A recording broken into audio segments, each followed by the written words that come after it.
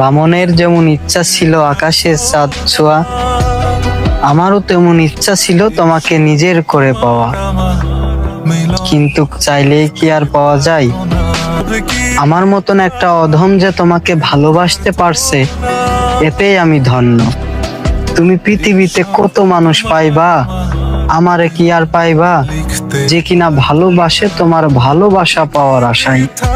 আরে বোকা, প্রেম কি শুধু প্রেমিকার সাথে হয়? এই যে আমি প্রতিটা রাত দুঃখের সাথে পাঞ্জা লড়ছি, এটা কি দুঃখ প্রেম নয়?